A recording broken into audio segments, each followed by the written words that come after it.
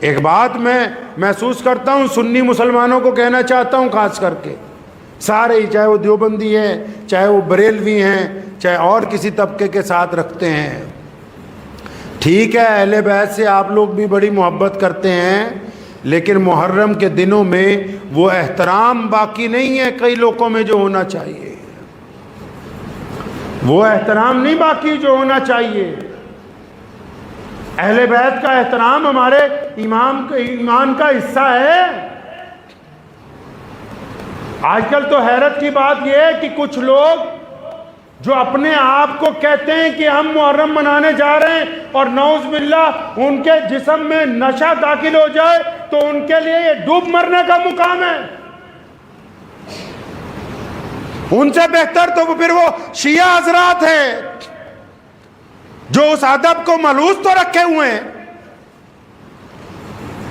آپ کس انداز کے ساتھ محرم کو سڑکوں کے اوپر اتر رہے ہیں کہ دیکھنے والوں کو یہ محسوس ہو رہا ہے کہ دیکھو یہ کسی ادب کے دائرے میں نہیں ہے۔ اہل بیت کا ادب جو ہے وہ نہایت ضروری ہے۔ اہل بیت کے ادب کے لیے ضروری ہے کہ آپ باوضو ہوں، اہل بیت کے ادب کے لیے ضروری ہے کہ آپ کے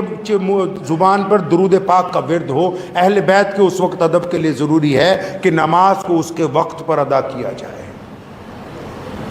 اور آج کل تو اللہ معاف فرمائے، ابھی ایک صاحب نے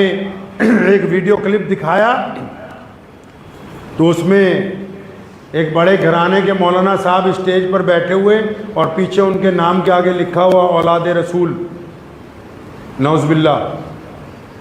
ارے پیارے پیغمبر محمد رسول اللہ صلی اللہ تعالی علیہ وسلم کی اولاد ہونا کوئی معمولی بات نہیں ہے۔ سیدنا امام احمد رضا خان بریلوی رحمۃ اللہ علیہ کے واقعات میں لکھا ہے ایک جگہ کہ ان کے گھر کے پاس سید صاحب ایک رہتے تھے،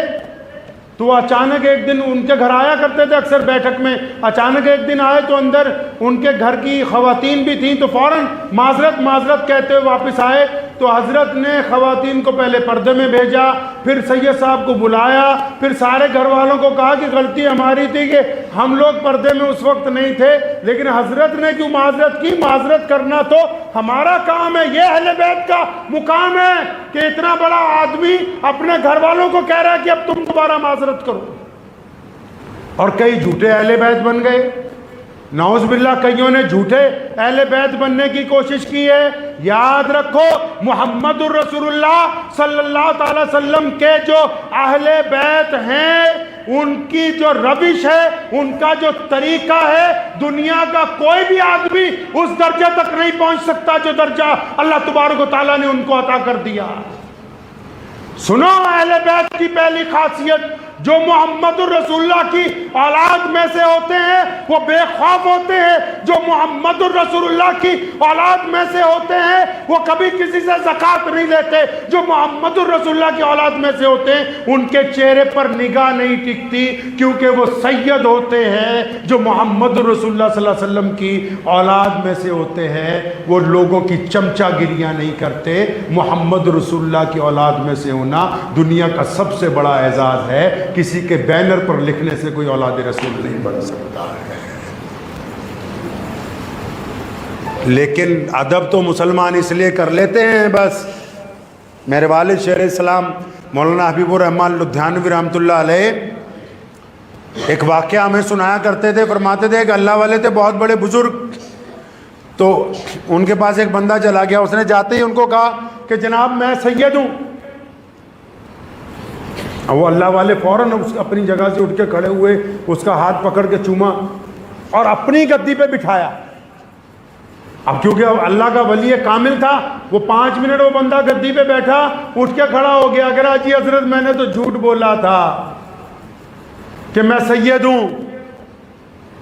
میں نے تو جھوٹ بولا تھا کہ میں سید ہوں۔ تو اس اللہ والوں نے دوبارہ اس کا ہاتھ پکڑا، پھر چوما، فرمایا پتہ ہمیں بھی تھا کہ تم جھوٹ بول رہے ہو، اور لیکن تم نے نام کس کا لیا یار؟ نام محمد الرسول اللہ کا لیا ہے، اس نام کا ہی اتنا ادب ہے کہ ہم اپنی گدی چھوڑ دیں۔ اس نام کا ہی اتنا ادب ہے کہ ہم اٹھ کر کھڑے ہو جائیں، اس نام کا اتنا ادب ہے کہ ہم تمہیں کھڑے ہو کر سلام پیش کریں، کیونکہ نام ہی تم نے محمد رسول اللہ صلی اللہ علیہ وسلم کا۔ تو مسلمانوں، محرم کے اس مہینے کی جتنی خاصیتیں ہیں، چاہے یوم عاشوراء کی فضیلت ہو، محمد رسول اللہ نے جو حدیث میں بیان کی ہے، اور پھر اہل بیت کی محبت ہو، اور پھر میدان کربلا کا پیغام ہو، اس بات کو ذہن نشین کر لیں کہ اگر ہمارا کردار اگر بولتا ہے تو ہم محرم منا رہے ہیں۔ اگر ہمارا کردار اندر سے کہہ رہا ہے کہ نہیں تو بے ایمان ہے، تو ٹھگ ہے، تو چور ہے، تو بد کردار ہے، تو شرابی ہے، زناکار ہے، تو پھر آپ محرم نہیں منا رہے ہیں۔ محرم منانا ہے تو آئیں، پہلے 2 رکعت نماز پڑھ کے اپنے رب کے حضور توبہ کریں کہ یا اللہ تیرے پیارے پیغمبر کے نواسے کی بات دہرانے کے لیے جا رہے ہیں، ان کی بات دہرانے کے لیے جا رہے ہیں جنہوں نے اپنی ساری اولاد قربان کر دی۔ تو آج سے ہم توبہ کرتے ہیں جھوٹ بولنے سے، آج سے ہم توبہ کرتے ہیں کسی کی بیٹی کی طرف گندی نگاہ ڈالنے سے، آج سے ہم توبہ کرتے ہیں ٹھگی مارنے سے، آج سے ہم توبہ کرتے ہیں شراب پینے سے، آج سے ہم توبہ کرتے ہیں پڑوسیوں کو تنگ کرنے سے، آج سے ہم توبہ کرتے ہیں لوگوں کا دل دکھانے سے، اور اس بات کا عہد کرتے ہیں کہ جو بھی مظلوم ہوگا، چاہے اس کا مذہب کوئی بھی ہو، اگر وہ اپنی مدد کے لیے ہم تک آئے گا تو ہم اس مظلوم کی مدد کرنے کے لیے جائیں گے۔ تو محرم ہے، اگر ہے یہ ارادہ ہے تو محرم ہے۔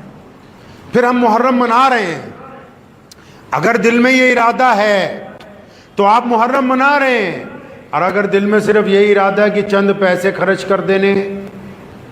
تھوڑا سا وقت لگا دینا ہے، تو آپ محرم نہیں منا رہے، آپ اپنے آپ کو دھوکہ دے رہے ہیں۔ کیونکہ امام حسین رضی اللہ تعالیٰ عنہ سے جن لوگوں کو محبت ہے، جو ان کے جانشین ہیں، وہ کل بھی سر بلند تھے، آج بھی سر بلند ہیں۔ حسینی کبھی شکست نہیں کھا سکتے، وہ کل بھی عظمت والے تھے، قیامت تک عظمت والے رہیں گے، کیونکہ یہ امام حسین رضی اللہ تعالیٰ عنہ نے انہیں سکھا دیا کہ قیامت تک اس دین کو کیسے قائم رکھنا ہے، کہ دین میں عزاداری نہیں چلے گی کسی کی، کوئی اس میں چودھری نہیں بن سکتا۔ یہ جو دین کی حفاظت کی جنگ سیدنا امام حسین رضی اللہ تعالیٰ عنہ نے لڑی ہے نا، ہم نے تو دین نعوذ باللہ چند گنتی کے لوگوں کے پاس گروی رکھ دیا ہے نا،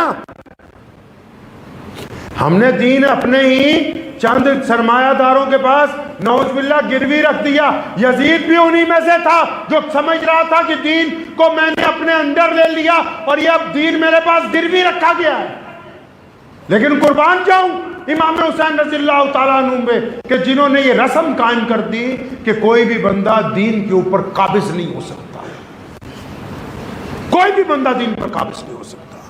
چاہے وہ بڑے سے بڑا خلیفہ ہو، چاہے وہ بڑے سے بڑا مولوی ہو، چاہے وہ بڑے سے بڑے ادارے کا محتمم ہو، چاہے وہ بڑے سے بڑے مسلمانوں کا ممبر پارلیمنٹ ہو، کوئی بھی بندہ دین کے اوپر قابض نہیں ہو سکتا۔ اپنی مرضی سے کوئی اس دین کو ادھر ادھر نہیں کر سکتا، یہ دین اسی روش پر چلے گا جو محمد رسول اللہ صلی اللہ علیہ وسلم نے قائم فرمائی ہے۔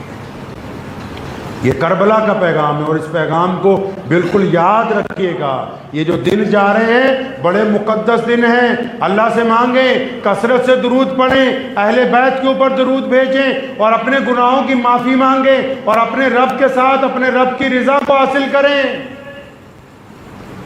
یہ بڑے دن مقدس دن ہیں، ان دنوں کو یاد کیجئے جب ان دنوں میں کربلا کے میدان میں امام حسین پہنچے، شدت کے دن۔ ان واقعات کو اپنے بچوں کو سناؤ، اپنے گھر والوں کو سناؤ، اپنے غیر مسلم ہندو سکھ دوستوں کو وہ واقعات سناؤ۔